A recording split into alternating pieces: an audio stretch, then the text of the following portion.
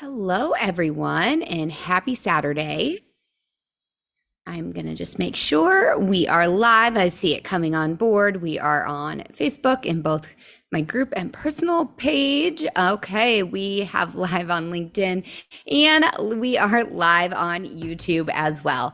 If you don't know me, my name is Dr. Tay. I am a licensed psychologist and I have a podcast called Evolve with Dr. Tay, Real Conversations Designed for Autism Parents. So this is a live recording of my podcast that you get early access to, and we're going to go through all of that today.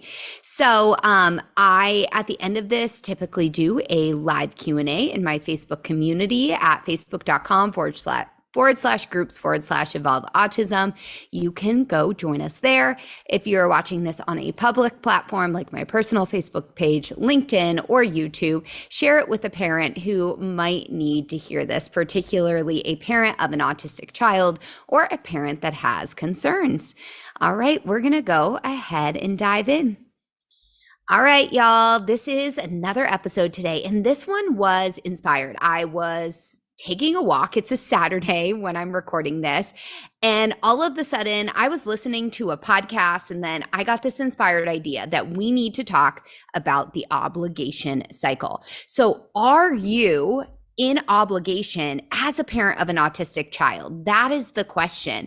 And so, what we're going to do today is first, we're going to go through what the obligation cycle is. I'm going to explain to you the different steps and stages. Then we're going to talk about how you can start to get yourself out of this. And at the end of the episode, I am going to give you 3 strategies to be able to really start to pull yourself out of this on a day-to-day basis. So here's the thing. I wanted to do this episode for 2 different reasons. Number 1, this is a form of self-care that isn't going to take a lot of extra time or energy to be able to implement. And you deserve to have some of that, restorative energy for yourself, to be able to be gentle with yourself, to be able to really, pay attention to yourself in the way that you're paying attention to the rest of your family. So that's reason number 1. Reason number 2 is if you didn't listen to it, in episode 21, I talked about one of the things I think is essential for high quality autism care is that you as a parent have a place to be able to support yourself. And I wanted to give you a very real life example of what that could look like. But here's the great news. Even if you don't have that space, this podcast can be that space for you. And so I am going to coach you in the way that I would, work one-on-one with a parent. So through my private practice, I use the whole family approach. What that means is that I'm doing evidence-based neurodiversity affirming care for the autistic child, and I am creating this space for the parent to get support. So these are real conversations that I have. The other thing is I have been doing a lot of presentations recently and, coming at it from this perspective of we need more of conversations like these where it focuses on the parent. And this obligation cycle is something that I taught them as well. So we're going to go ahead and dive into the episode. I'm Dr. Tay, a licensed child psychologist and parental mindset coach specializing in autism. I have supported hundreds of autistic children and their families and have been in the autism field for over a decade. I'm the host of Evolve, the podcast where we have real conversations that are designed for autism parents just like you.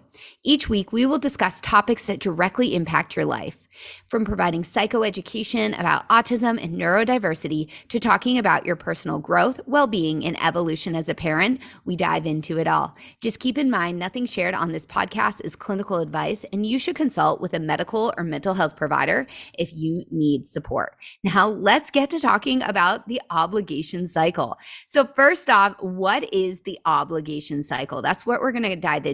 So if you are streaming live with me right now during the recording on Facebook, LinkedIn, or YouTube, I'm going to show you a graphic of this.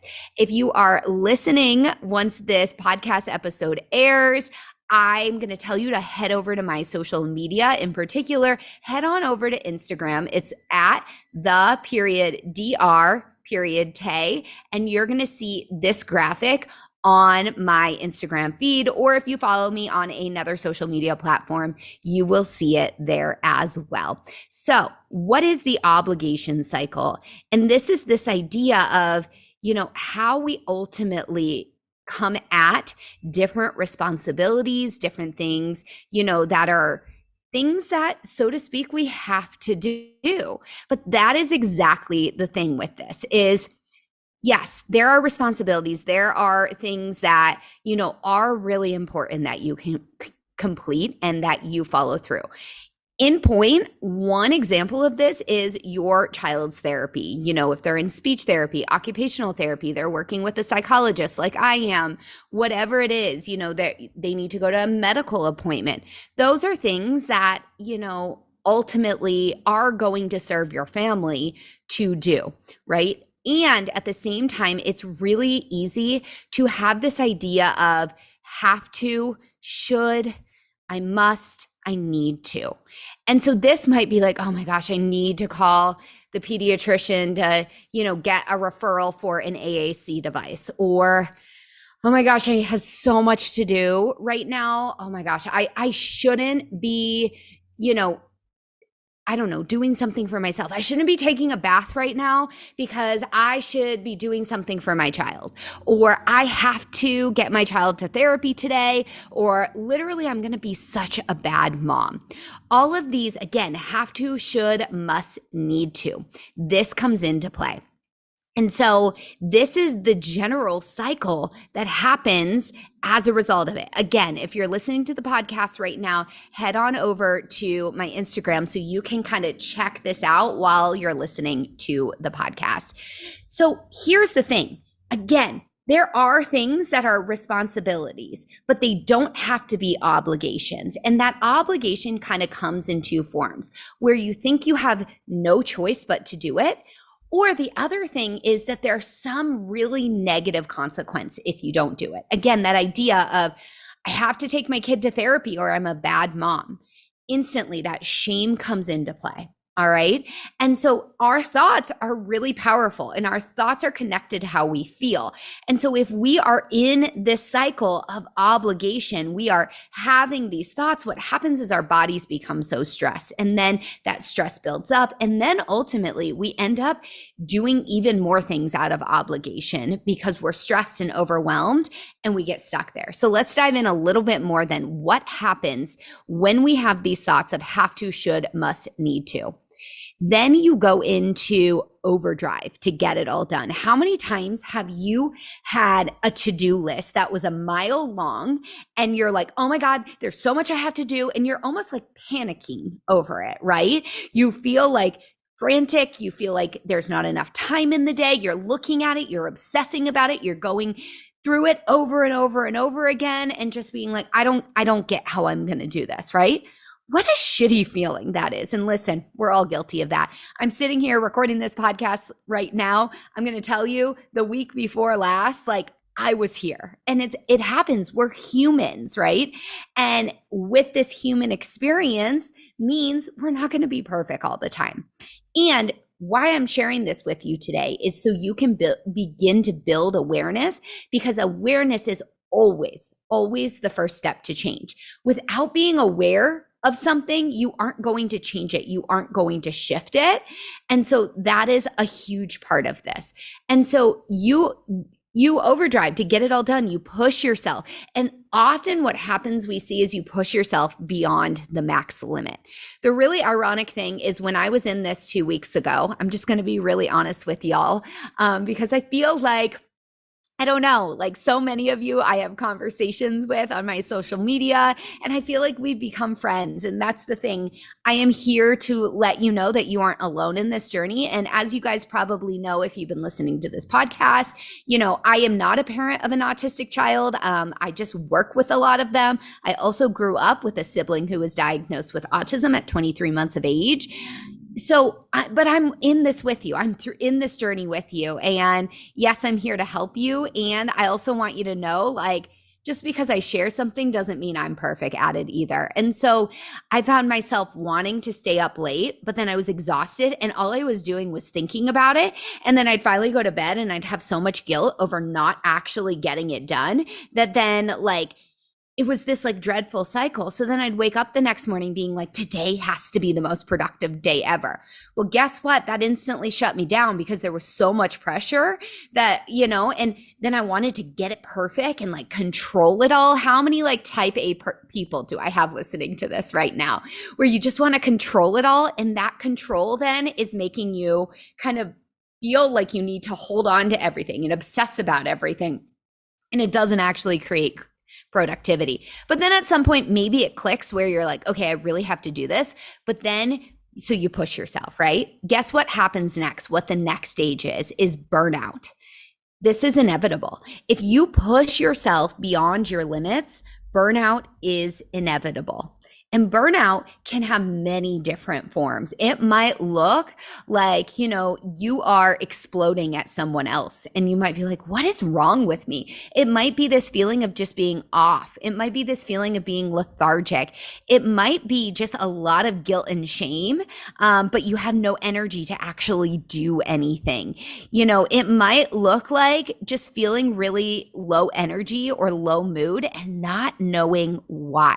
It also might look like, where you're a nervous wreck, you're anxious all the time, you're worrying about everything, and you can't shut your brain off. Sleep. That's another huge indicator of burnout is like you're exhausted, but you can't fall asleep at night. You can't actually turn your brain off.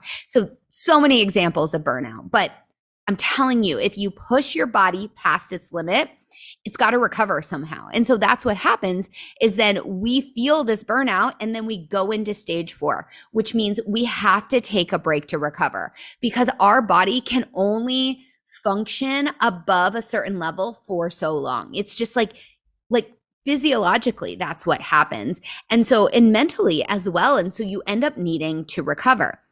Here's the thing, when we're in that recovery mode, there's a lot of guilt and shame that comes with that too, of like, I'm such a failure. That would be shame. So shame is where you associate your failures to yourself, your self-worth, who you are as a person. So I'm a failure. Guilt, on the other hand, is like, I should be doing this. Again, you're maybe even having those same thoughts. And that's the thing. We're going into stage 5 now of that shame, or I'd also add guilt to it. It's not on the diagram, but basically, and then we start the cycle again. But this guilt is like, oh my gosh, I didn't do anything on my list. Like, that's horrible. You're not saying you're horrible, but because that takes the form of shame, but they tend to go hand in hand, or sometimes people have one more than the other, but either way, they're going to make you feel really shitty. They really are. And that's the thing. Then we go, and I kind of jumped ahead because it just happens so naturally. You're going to go right back into that have to, should, must, need to. And then again, you're going to go into overdrive. Then you're going to hit that burnout phase. Then you're going to need to recover. Then the guilt and shame are going to set in again. And then here we go again. And it's like going around on a merry-go-round and you can't figure out where you are. You can't figure out where the exit is. So you just keep staying on it, right? How many of you have felt like that where you're like, oh my gosh, like, that's exactly how I felt. And it feels like I never can get off of it. And like I said, 2 weeks ago, I was in this cycle myself and it was hard, and ultimately what had to happen is I had to be like, basically call myself out like, Taylor, like chill the hell out. Like you need to calm down. And I talked with my therapist about it, and I was able to shift momentum going into last week. And I'm going to tell you, you can shift momentum with this too. So the first piece of all of this is awareness. So let's talk through some quick examples. I kind of started to give some examples as we were going, but let's go through this whole cycle. So, this idea of, okay, I have to take my kid to therapy. And a lot of times there's more attached to that than just like the responsibility. When you're in obligation, you're attaching something really big that I have to take my kid to therapy today, even though everyone is so sick. Like, I got to make it work. And, I have this big work deadline or work project. Like, I still got to do it, because if I don't do it, then they're not going to progress. And then I don't know what their future is going to look like. Y'all, I hear this all the time from parents, right? There's so much pressure on that one therapy appointment. So you have to take your kid to therapy. So then you go into overdrive to get it done. You're going to rearrange things. You're going to make sure they're there. I'm going to tell you that when they're there, and in episode 21, we talked about this, that you should be part of your child's therapy to really be able to maximize it. You're going to be sitting in that session, and I guarantee your brain is going to be thinking about the 12 million other things you have to do. Or if you're not feeling good, you're going to feel so foggy. It's like, what benefit is actually happening? But that's not how your brain is thinking when it's in the obligation cycle. Your brain is truly thinking, well, it's so essential that I get my kid to this appointment. And so then you start to feel those feelings of burnout. And then maybe you crash that night, right? And you take a break. And then all of a sudden you wake up the next morning and you realize there's all these things you didn't do. And then it starts again. So then you're into, oh my gosh, I need to do laundry today. If I don't do laundry, like, oh my gosh, I am such a slob. Like, I just have to get it done, and again, okay, I'm just going to skip my workout today. Like, okay, here's the thing. If I work out, then I have more dirty laundry. I don't want more dirty laundry. And really, it doesn't really matter if I skip my workout. So I'm just going to skip my workout and do all the loads of laundry today. It's not a big deal if I skip my workout, because I can do it tomorrow. And then, maybe this cycle happens day after day, and all of a sudden you're out of routine of the one thing that is like your beacon of recovery, your beacon of self-care. And you're starting to feel burnt out. You're feeling like, this is a common sign of burnout, is like, why am I the only one doing it? I feel like I'm doing everything and no one is appreciating me. And it's never going to end. That's a thought pattern associated with burnout a lot of times. So then you kind of like, maybe the break is a full on meltdown, right? Where you end up screaming at your partner being like, you need to be helping me, right? And I'm just going and locking myself in my room right now. And it's a very reactionary recovery. So the irony in that is a lot of times it's not restorative. And then the shame comes in. You're apologizing, to your partner. I'm so sorry. I shouldn't have blown up like that at you. I've got it. Don't worry about it. Well, then you're back in the cycle. And so this is how it's so easy and so seamless to get into this. So I hope that, these couple examples can really contextualize for you how easily this can pop up. It might seem like just laundry. It might seem like one time you're just missing your workout, and all of the sudden it's like you're stuck in this. And again, you can't get off the merry-go-round. So what can you do about this? So I want to talk about, 3 things that come to mind for me of how to get yourself out of this cycle. Number 1, and it sounds oversimplified, but it is so important, and it is what worked for me, 2 weeks ago, is just calling myself out on it, being like, okay, this isn't serving you. And I know it well enough because, again, I teach it to people that I was like, I'm stuck in the obligation cycle. I'm feeling so bad about not getting anything done that I'm spending all this time thinking about how I feel so bad about not getting things done and how I'm so exhausted. And then I'm really not getting any things done. And here's the thing. You absolutely, those things on my list needed to get done. The difference, though, is the mindset in which you go at it, right? Okay, releasing some of the pressure, even giving yourself permission that something can wait till tomorrow. It is not the end of the world if that happens, Maybe you're like, I need to call my kid's school and set up an IEP meeting. And yes, it is urgent. It feels important. And it is okay to have things that you make a priority to follow through. But rather than thinking the weight of the world is on your shoulders, that, nothing is going to change until you have this meeting, it's kind of this shift of like, okay, this is important. And it will be okay that if it waits a couple more hours. And maybe that's the thing. It's the difference of waiting a couple more hours. Or maybe you start the process in a different way. It's like, hey, I am requesting an IEP meeting. And in the meantime, here are my concerns. Can we work to address those? And maybe you're sharing that over email, and that starts the process. And you imagine if you start that process before the IEP meeting, most teachers are super willing to help and to support. They love working with children. And so then what ends up happening is you go into the IEP meeting and the teacher can be like, yeah, we've been trying these things. They really work. And then, the administration is going to be like, okay, let's incorporate them into the IEP. But if you go into this being like, everything about this IEP meeting is so important, that is obligation. And it makes you think less clearly. It's not that it's not important, not saying that. Yes, it needs to get done. And yes, there's that need to.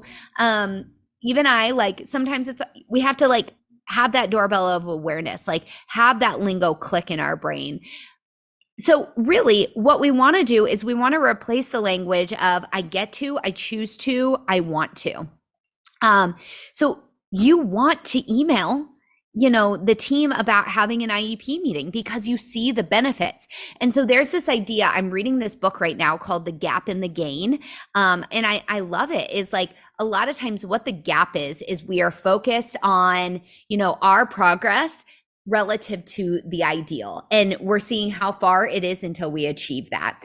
And so that a lot of times creates this feeling of dissatisfaction, of failure, like you're not doing enough, versus the gain is saying, let's start from baseline and see our progress. And so I think even in this sense, viewing it in that way of being like, we have so much more to make up. Like maybe you're looking at your child's growth and progress. It's like, oh my gosh, they're still not talking. I don't, and it's super easy. I work with parents all the time. They don't see this. Or my kid is still having, meltdowns. Maybe therapy isn't working. And I, because I know the importance of this, will say, okay, do you see that thing your kid just did? You used to hope and pray that they would do that exact thing. Okay, yes, your kid's still having meltdowns, but how long are they lasting? Parents 5 minutes. Well, how long were they lasting before? 45 minutes. Okay, we're making progress. We're on the right path. And so calling yourself out with it and realizing that there's not all this pressure and really focusing on the progress, or even sometimes focusing on what can happen versus everything you have to do. This IEP meeting, it's I get to go advocate for my child. I want to be able to do that versus the weight of the world is on my shoulders. So that's number one. Number two is asking for help. So this one's really, really interesting.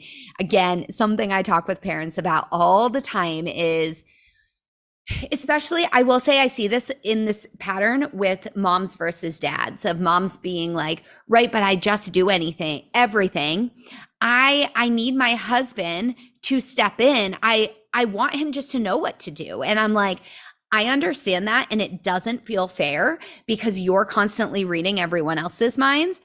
And your husband isn't reading your mind. So let's be more direct. Let's actually say, hey, I need help. Can you do this? And I think that becomes really, really important in all of this is, actually making sure that you're advocating for what you need. And the other thing is stop thinking you need to do everything yourself. Ask for help. Realize that you only have so much capacity, because if you think you have to do everything, and this is some of it is letting go of expectations that it needs to be done in a certain way as well. Both of these go hand in hand. But if you think you need to be doing everything, I guarantee you're going to go into the obligation cycle and that you're stuck there. So when we learn to delegate, we learn to ask for help, we learn that we can't do it all, and also that it doesn't need to be perfect. Maybe I can't remember if I've shared this example, but loading the dishwasher, right? If you say to your partner, hey, I need you to load the dishwasher, and your partner puts the knives down instead of up, and you really like them up, and you go in and you're like, you didn't do that right. Do you really think your partner is going to want to load the dishwasher again? No. Versus if we can let some of that expectation go and be like, is the dishwasher loaded? Yeah. It's loaded. It might not be perfect. You can shape that behavior over time. You can say, hey, thank you so much for doing that. That was a huge help. A couple times later, maybe you're unloading the dishwasher. You can go, hey, honey, I I really appreciate the dishwasher. Would there be any way, and you can even own, I know this is nitpicky, would there be any way that you could just put the knives up when you're doing it versus why aren't you putting the knives up? Like total difference. So that is number 2, is asking for help. And when you ask for help, letting go of the expectations. And number 3 is this idea that, oh my gosh, it totally went out of my head. Hold on 1 second. I had it, then it went out of my brain. Then I had it again. Well, this is the fun of recording a podcast live, y'all. Okay, let me try to regroup. It is asking for help. Oh my gosh, it is totally gone right now. Probably because I'm trying to rush and finish up. But this is the very real behind the scenes of recording a podcast. Okay, I'm going to recap. So I talked about, awareness, building awareness, calling yourself out. Wow, we might not get the third one today. It just might be gone. And I didn't write them down. They were all living in my head. Hold on, let me think if I can think about it if I sit here for a second. I'm going to reshare this while I'm talking so you guys have something to look at.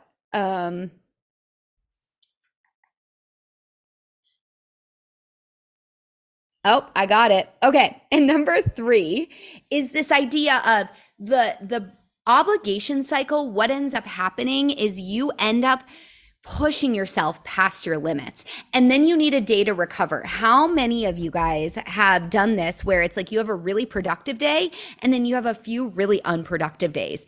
That's often because we push ourselves past our limit on that productive day. And so what this becomes about is backing up and saying to yourself, how can I do less on the days that I want to get things done? And I know that seems mind-blowing. It's like, why would I do less on those days I have the energy and that I have a rhythm?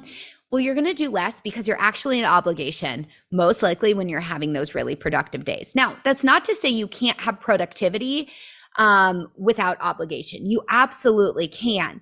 But if you're stuck in this cycle, it's really, really hard to do. So you basically power through. Well, the problem is then when you have those recovery days, that's the burnout period and the rest period, right? That's what you go into. And so I want you to take notice. Are you in this cycle where you have a couple really productive days and then you need a few days of recovery? If the answer is yes, I want you to back down on the days that are really productive and say, I'm going to only do, rather than trying to get through all my to-do list, let me just do 3 things max today and then feel really proud about them. And you're not going to need the recovery. And you're also rewarding your brain and making it more excited for your brain to get things done because you're actually celebrating making progress on it. That is the other thing, is a lot of times when we're really productive and we push through and we're in obligation, what ultimately ends up happening is we're not even acknowledging all our hard work either. So our brain is like, why would I do that again, right? That wasn't fun. It's just like your child where you need to reward the behaviors you want to see more of. You need to do that for yourself too. You need to acknowledge how cool is it? I got these things done. Oh, I feel so great today. And then you can repeat it. All right, y'all. So that is a wrap for this week's episode. I share all of this. I hope you took some tidbits doing, the first piece is building that awareness, realizing that this is self-care for yourself. You are going to feel so much better if you can start to acknowledge you're in this, and that acknowledgement is also going to help you shift. But I also gave you tangibles on how to begin to shift out of this. And you deserve to be able to do this. And I promise you that if you can pull yourself out of this obligation cycle, not only you're going to be more productive, and even more importantly, you're going to find so much more joy in your day-to-day, and you deserve that.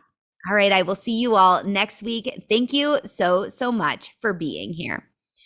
All right, y'all. I actually have to go to happy hour with my friends, so I am not going to take questions today. But if you are in the Evolve Facebook group, it's facebook.com/groups/Evolve Autism. Feel free. You can drop questions about this episode or anything, and I will go and respond to them. If you're not there, go join. And like I said, share this with a parent who maybe needed to hear this today. All right. Thank you all so, so much. And I will